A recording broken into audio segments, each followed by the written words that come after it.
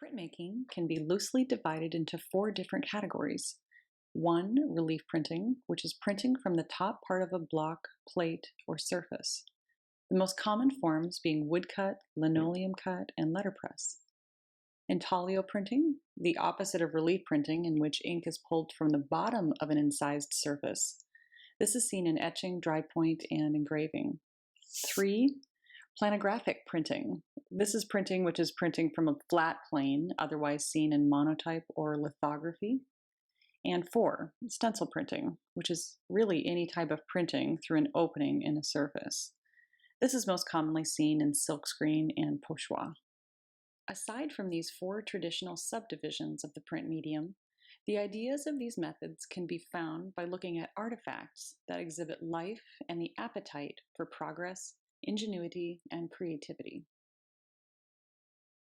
This can be seen in the use of signet rings and wax seals, two items rooted in carving, embossing, and relief techniques.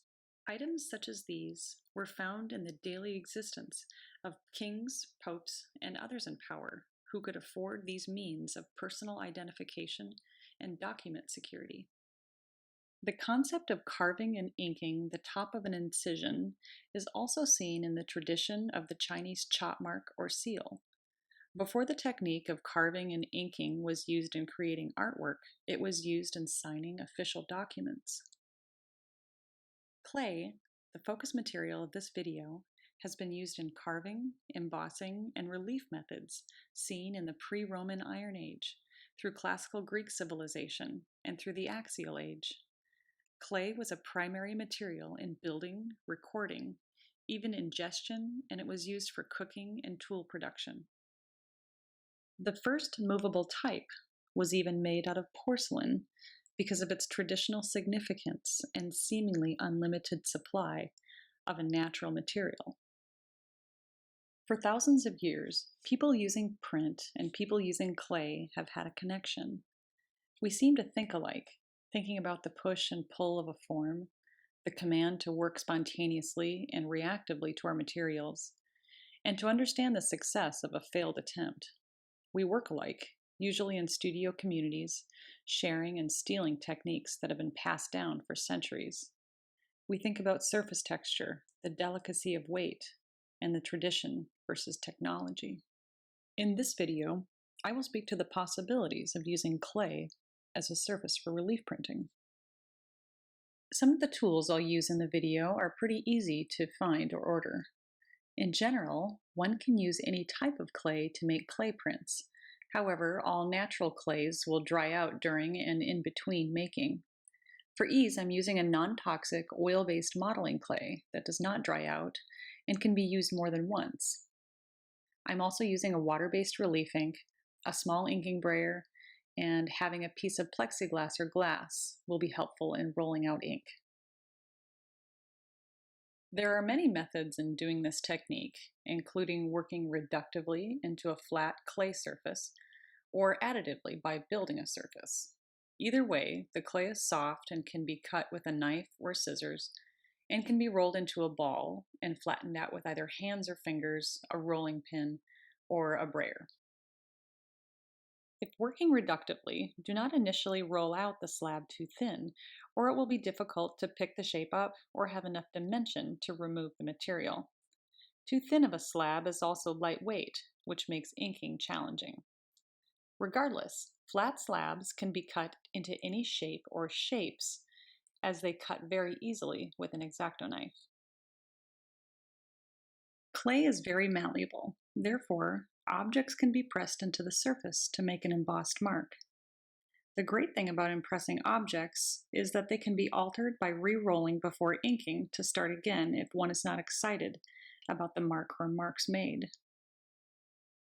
Remember that this is an offset technique, therefore, the print made from this matrix will be reversed.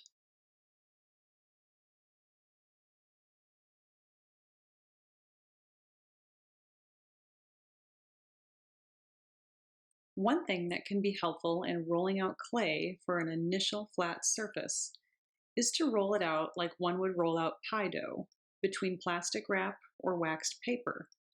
This cuts down on the clay sticking to a papered work surface. Again, avoid rolling out the clay too thin, or you may have challenges along the way.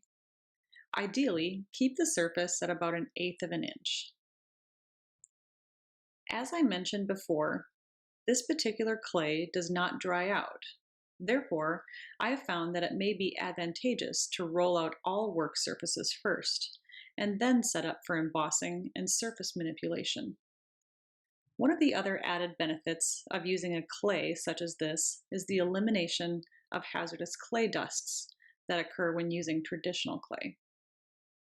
In this second matrix, I am building an image out of foam core and other lightweight rigid materials in hopes of pushing the clay onto the form. When pushing materials into clay or vice versa, it isn't necessary to use a ton of pressure. Too much can cause the two materials to stick together or perforate the clay.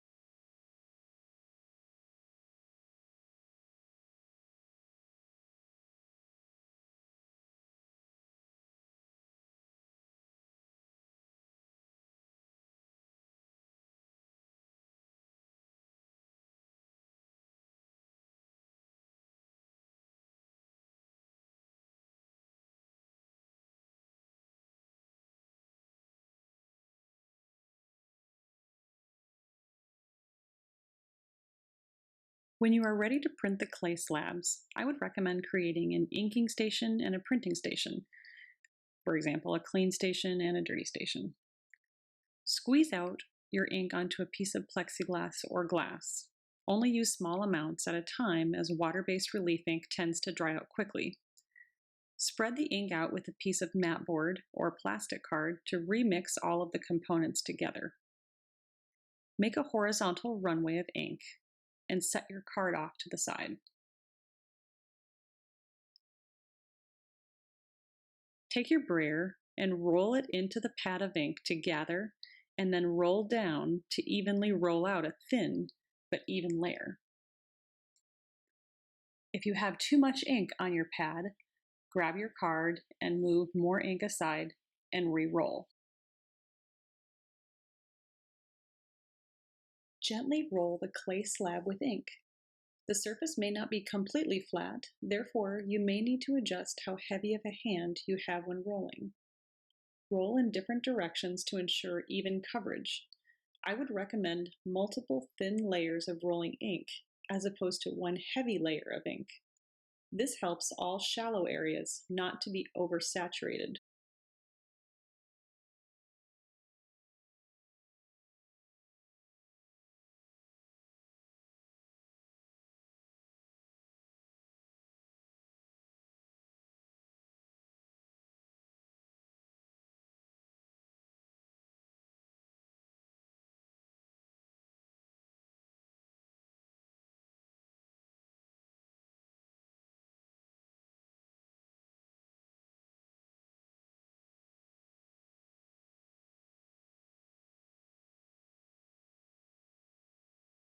Now that it is time to print, I recommend moving the slab to a clean area or place a clean sheet of paper underneath. Place your printing paper on top of the slab, next a sheet of waxed paper, and then carefully hand burnish or use a flat-bottomed object for more consistency.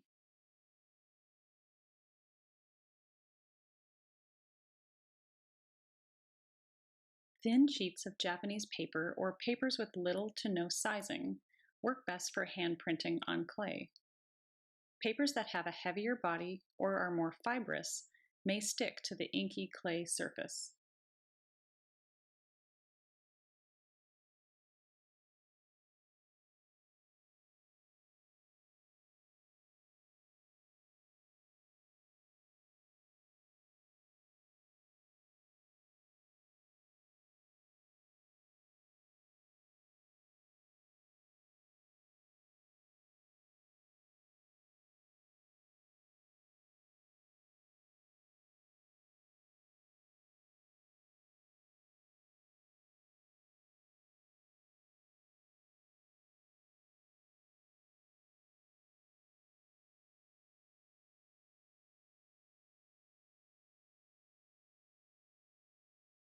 To remove ink from the slab, hand print on scrap paper without re-inking 2 to 3 times.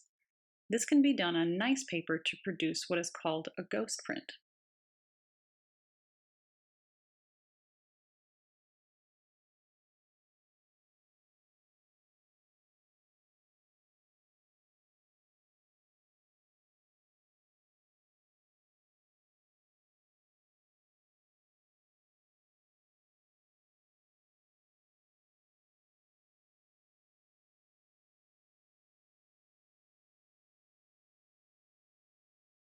Clay slabs can also be used to print through stencils, otherwise known as a pochoir print.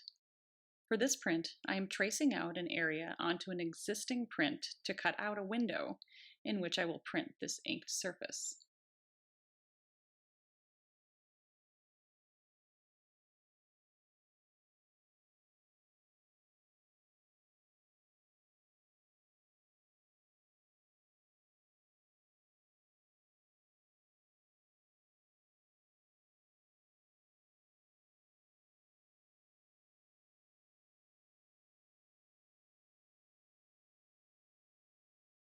In traditional relief printing scenarios, paper is placed on top of the printing matrix to allow for embossing to take place. With clay printing, embossing is not a possibility, therefore the slab can go directly on top of the printing paper. Really, however you can get the two surfaces to make contact is fine. With this print, I do a combination of both.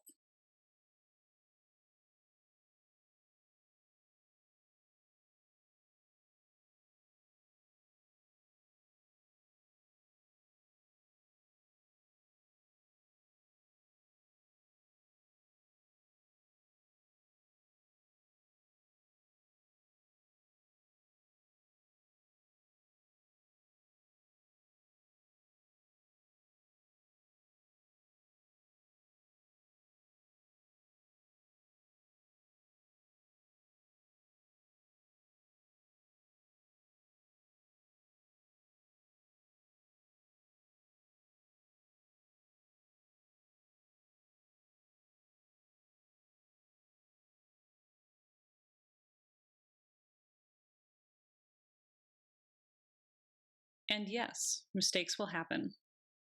I keep mentioning one does not have to be heavy-handed when printing, but I think it's because I don't listen well. Here's direct evidence of that. However, I actually like the gray tones that are created due to the clay sticking to the ink.